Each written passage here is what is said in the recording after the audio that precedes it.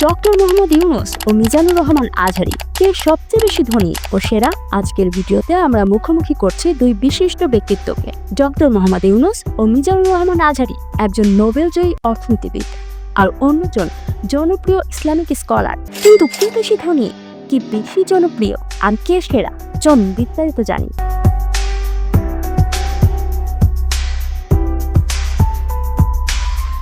পরিচয়: ডক্টর ইউনূস গ্রামীণ ব্যাংকের প্রতিষ্ঠাতা, 2006 সালে নোবেল শান্তি পুরস্কার বিজয়ী, ক্ষুদ্র ঋণ প্রকল্পের মাধ্যমে লক্ষ লক্ষ মানুষের জীবন পরিবর্তন।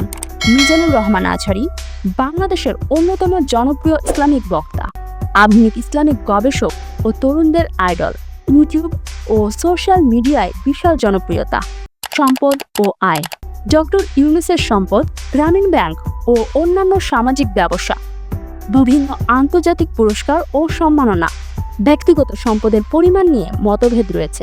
মিজানুর রহমান আজহারীর সম্পদ: ইসলামিক বক্তৃতা ও দাওয়াহ program, social media income, YouTube, Facebook sponsorship. গবেষণার কাজে ব্যস্ত থাকলেও তার সম্পদের পরিমাণ নিয়ে তেমন তথ্য নেই। জনপ্রিয়তা ও প্রভাব: ডক্টর ইউনূস বিশ্বজুড়ে স্বীকৃত।